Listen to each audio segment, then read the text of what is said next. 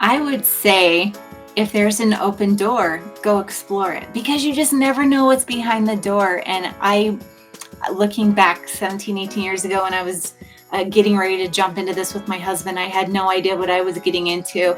I said I thought I was just going to be his little faithful sidekick, but the opportunities are endless. Hi, I'm Emily Washkovic, Yelp small business expert. Here at Behind the Review, I interview entrepreneurs and industry leaders to get tips and tricks that can help your small business grow. Today, you're going to hear a conversation I had with Angie Snow. She's the principal industry advisor at ServiceTitan, but she's also owned an HVAC business, and she shared all her best tips for getting customers to talk about you online. She also told me how she was able to set up a 4-day work week for her team. Let's give our conversation a listen. Today, we have a very special guest, Angie Snow. She actually went from running her own HVAC business with her husband to now shaping the future of trades as the principal industry advisor of ServiceTitan. Angie, thank you so much for joining us. Can you start by walking everyone through your journey? How did you first get into the trades and start that business with your husband?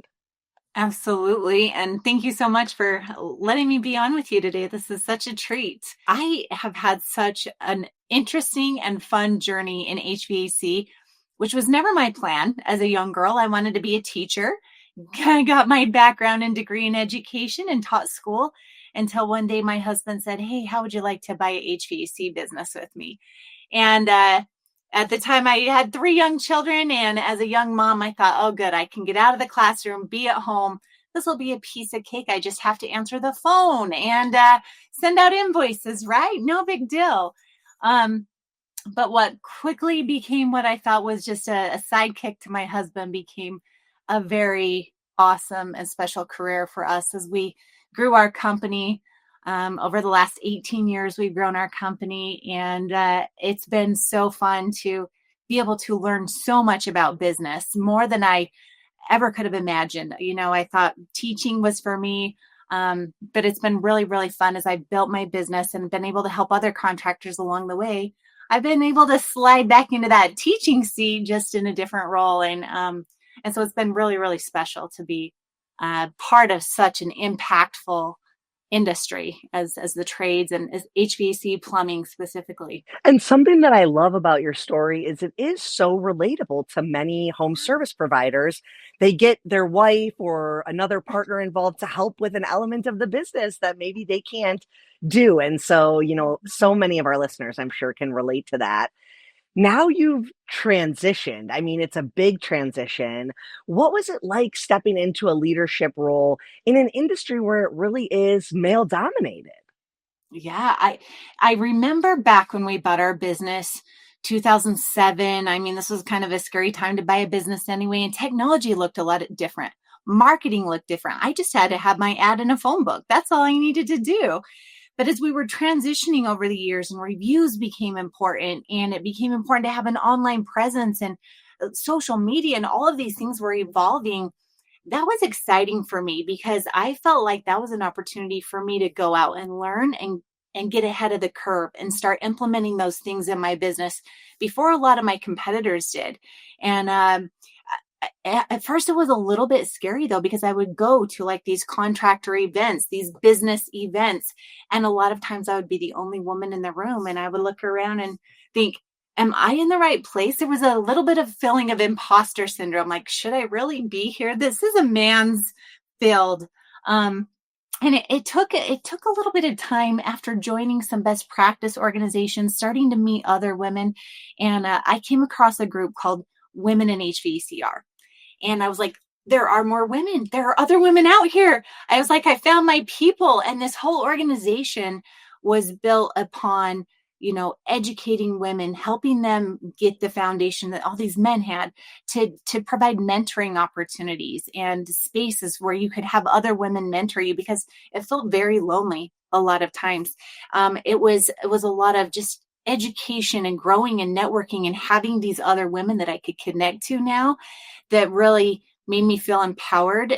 So much to the point where I was like, I've got to be part of this. And so I joined their their board their advisory board. And I sat on that for 6 years, and then recognized even now in the 2020s, we still don't have representation for a lot of these different trades. And so just started up with women in plumbing and piping. And I became a member of Women in Roofing. And it's just so cool to see these organizations exist to support the women, where a lot of times we just haven't felt that or seen that in the trades. Something you hit on is so important for any business owner, which is finding your community, right? And whether that's other people maybe in your industry or in a non-competitive industry in your market, there are tons of people out there that as a business owner you can connect with to really expand what you're doing and find like-minded people. I think that's such a great tip for many entrepreneurs.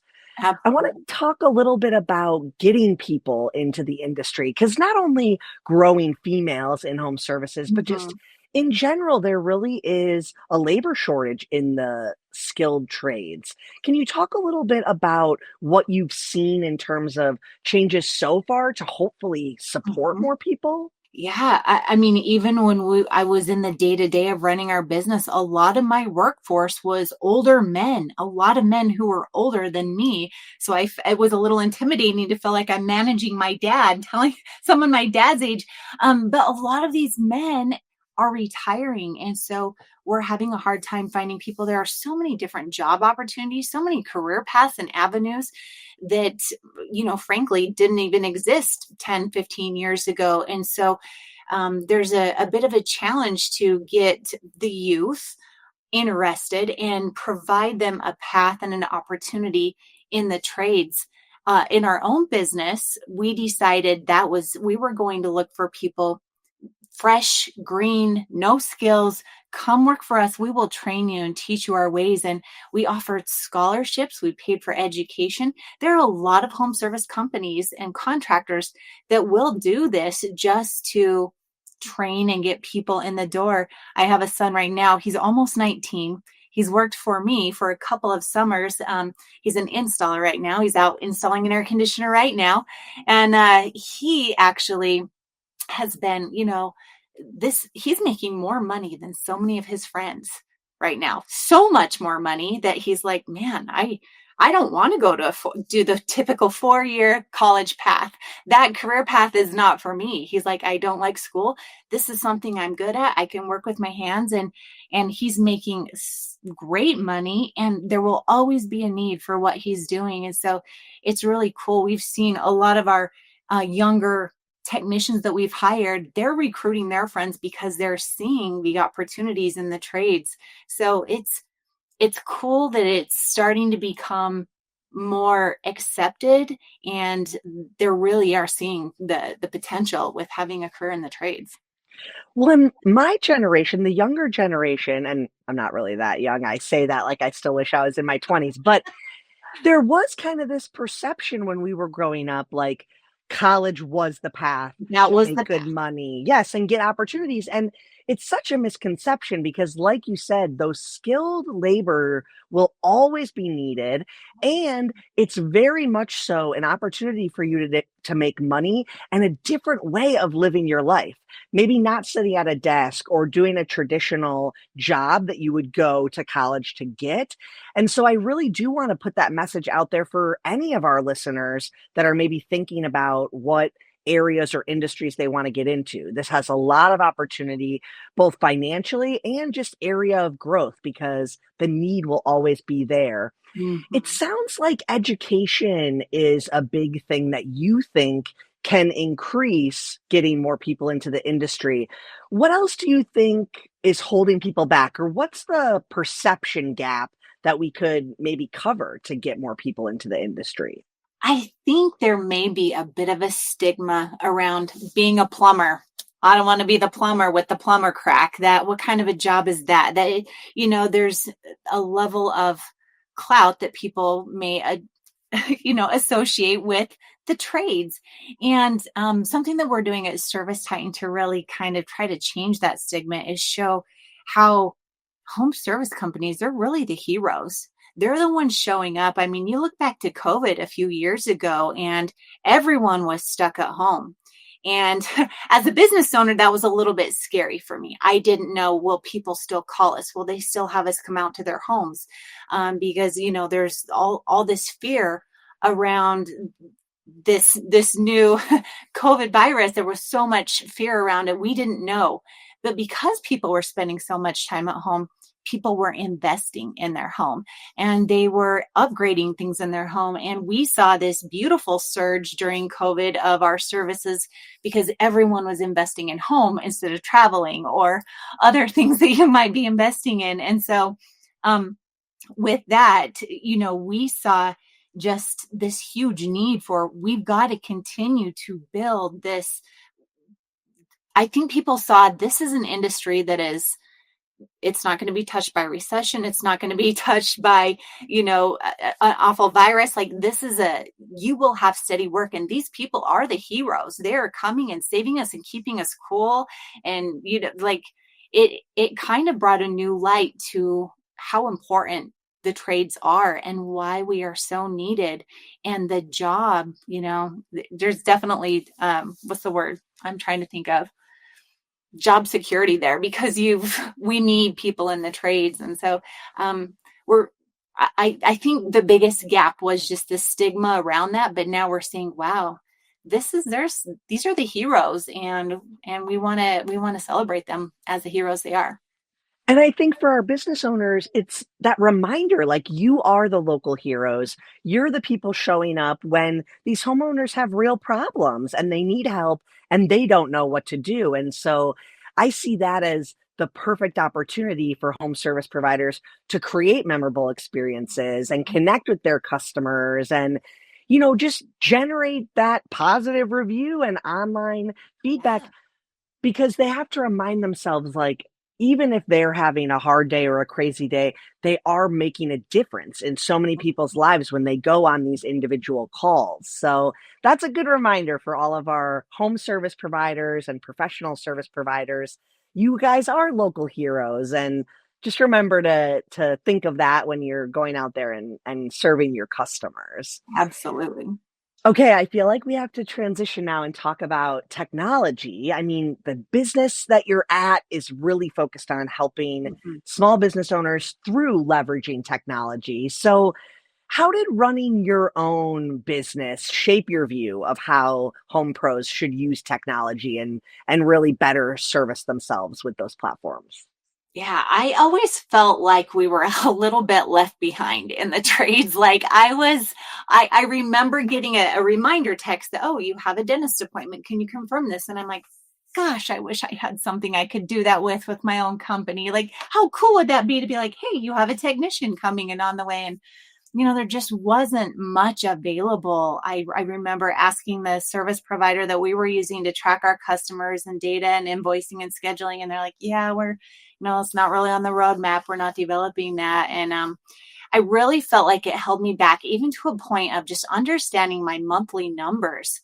Because I would have my numbers on QuickBooks, but my numbers from my other operating system, and they never matched. And so it's really hard to make decisions when you don't have a clear understanding of how your business is performing. And so when our company was introduced to ServiceTitan, we made the transition in 2018 and got on ServiceTitan, and I couldn't believe it. Like, we had instant insights, real-time data. I could see average tickets for my technicians. I could see their hours. I could, like, all of this data. I had been paying someone in my office to just put reports together. That was a position I didn't need anymore because I had an all-in-one solution. And that's something I've been so impressed with ServiceTitan overall, is they're just finding solutions, and all of these little third-party things. I was hiring someone to record my calls and someone to help me get data here and someone to help me with my price book. And now it was just all in one. I could cancel all of those third-party services and it all talk to each other. And once we did that, our business was able to grow faster, more profitable. We were so much more efficient in the office and in the field. The technicians loved it, and it was a better experience for our customers. And so it was one of those things like, like I've been looking for something like this. And so it really helped me in my own business, and I really believed in the product. And so it was a game changer for me. And now it's just really cool to be behind the scenes and behind the curtains at ServiceTitan and see how much work developers really put in the research, the developing. Like it's amazing to me. It blows my mind what's possible with technology. Well, and what I think is so interesting about this is some business owners don't think they're big enough to be using these Yeah, technology platforms, or they don't think they have enough going on. But really, it's about automating certain things and right. providing insights, like you said.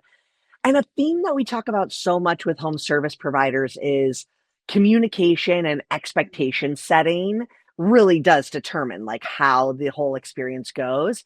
And Service Titan at its very like basic level helps cover all those bases and make sure that your customer knows what to expect when they schedule a time with you. So I think that's so important.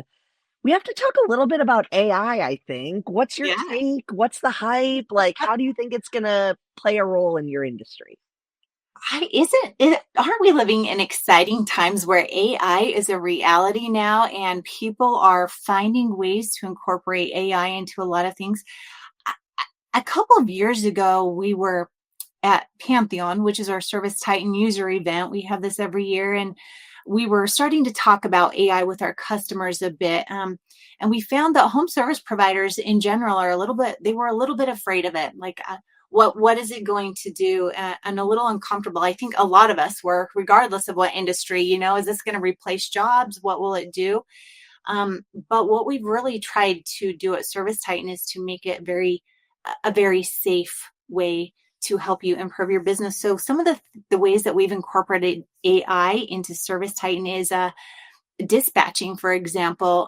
I work a lot with CSRs and dispatchers as they're taking in calls, putting them on the schedule, trying to figure out which tech to put it on, when should I schedule it, so the tech's not driving forever, which one's going to be the most profitable experience. And now with AI in there to analyze all of that data for me, it already knows locations of technicians. It already knows which technicians are performing the highest, and it can calculate the best routes, the best ever. And it's like, whoa, it's taking a lot of the guesswork and the thinking out of it and really optimizing it. And so it's been really fun to see how we've been able to use AI in our product to help with things like dispatching, to pull all of our contacts into one place, to you know, uh, even tracking sales calls and helping technicians do better on sales calls. It's just crazy how AI can analyze and do so many things so much faster. I think the key there to making it work is understanding the AI, having control over it, being able to turn it on or off so that you don't feel like it's out of control and you don't understand what's going on. I love even the idea of having it coordinate your routes when you know the addresses that you have to go to. Like that is a prime way to use it. And we always say at Yelp, any use of AI requires some human oversight because Absolutely. sometimes it can have some inaccuracies in it, but it's a really great jumping off point, I think. So that was great. Okay, I feel like you have such experience with culture and retention, and it is kind of a high turnover industry. So Mhm. maybe you can give us some advice for building good team culture, keeping employees around in the trades, any insights you might have there. Yeah, absolutely. I think number one, you have to work on your leadership and always evolving as a leader, connecting with your people, helping your people feel like they matter, and having a vision for them to look at and to follow. And so the foundational work has to be in place. They have to know that you care and you're a company and you're a brand worth working for, and providing that love and that safe space for them where they feel accepted and feel successful. But beyond that, we're looking at this generation that really values work life balance. They really value having time with their family and time off when they want it. And, we're an industry that we're a 24/7 industry. If I wanted to, I could work my techs 24 hours a day, 7 days a week, especially in the heat of summer when we just have so many calls. But to really, help them show that I care about them and to honor that work life balance, because that's what I want in my life too. We had to get kind of creative about our scheduling and making sure that we found successful ways for them to have time with their family. And so we implemented what we call a 4-day work week. Um, We have two separate schedules. We have a Monday through Thursday schedule for our service tech. So they will work Monday through Thursday. They do that 2 weeks in a row. So they get a 3-day weekend. The next week, they move to a a Wednesday to Saturday rotation. So they get a 5-day weekend every 3 weeks. Do you know what this That's has done? incredible. This has cut back on, they don't use their PTO. They're just planning their vacations around their 5-day weekends. And when they don't have a 5-day, they go to 3-day. There is that 1-day transition as they're moving back into the other one. But the rotation has been so cool. We've seen them recruiting and bringing their friends on because their friends are like, wait a minute, how did you get a 5-day weekend? Every 3 weeks you get a 5-day weekend. And it's making them be more thorough in their job while they're working for us. They're not blowing through jobs. They're taking time at customers' home and really trying to make the most of every single job because they know they're not going to be burnt out. They know they're not going to be working late into the night. We've been very, very careful about watching that schedule. And, I've talked to contractors and tried to encourage them to do this. They're like, but I've got, what if I'm not using my van the whole time? What if I'm not using, I don't know if I'm being as efficient. And so you have to figure out what works for you, but ultimately it's about creating an employee experience. We talk so much about the customer experience, but the employee experience is just as important. And so be creative with that and find ways to meet their needs because then they'll serve your customers at a higher level. Absolutely. And even if maybe those long breaks as a format aren't feasible for your business, I even just think sometimes having the schedule far enough in advance helps your Mm-hmm. team feel like they can have a life outside of work and Sure. coordinate things outside of work. So great things for people to consider. Something I would love for you to share with us is your perspective on feedback. And I think, as an operator, when it was you and your husband, maybe how you thought about feedback then and how you leveraged it. And then now, current day, what do you think is the recommended way for service providers? And maybe if ServiceTitan has any experience listening to customer feedback or how they recommend businesses should respond to feedback, would just love any of your insights there. Oh, absolutely. I remember back, this is like the early 2000s, 10s, 11s, 12s, when reviews were starting to be a thing, right? I'm just remembering when you've got to have reviews. Reviews will help. And there was still some hesitancy around that. Like, is it really important? We're in the phone book. We're fine. We've got a billboard. And so when reviews started to be out there, it was, I saw the vision of this because people want to do business with people they know, like, and trust. But if they don't know you, they're going to ask their friends, who do I use? Who can I use? Who do you trust? And before reviews, that was really what people had to do. It was word of mouth. Who do you know? Who can I use and trust? And so I think when reviews online became a thing with Google, with Yelp, with other review sites, it was a way for people to share their experiences and help others understand, who can I work with? Who can I trust? And in our businesses, especially if you think about home service businesses, like, contractors, they're the shadiest people I know, right? That's kind of the stigma around contractors. That one contractor, he never called me back. And so how do you share with people that you are a trustworthy business that is worthy of your, to be trusted? And so we did get very intentional about getting reviews. We signed up with Yelp. We got on Google. We found all the different platforms. Like, oh my goodness, there were so many different platforms. We weren't sure which ones to be on because it was still such a new thing. And we didn't know where contractors or customers were going to find our information. At the very beginning, the first conversation with the customer, you let them know, our goal is to provide a 5-star service. We're going to show up. Our vans are fully stocked. Our technicians will show up in a uniform. They're going to take their time. They're going to walk you through everything they do, give you pricing and options and your approval before they do any work on your home. And, so you kind of plant that seed, you explain the experience, you set the expectation, and then you got to make sure your team's going to follow through with that.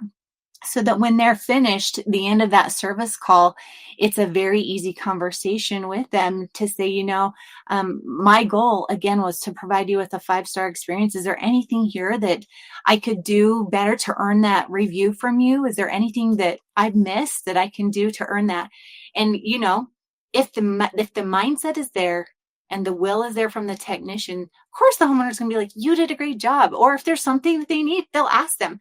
But just by setting that intention, this is our goal, is to provide that kind of service. And as ServiceTitan, we're really trying to back that up with our product and automate some of these things to make it easier for home service companies to do that. Absolutely. And I think the really important thing is about knowing what's happening online. And I liked your advice about starting the engagement with the customer by saying, our goal is to create a 5-star experience.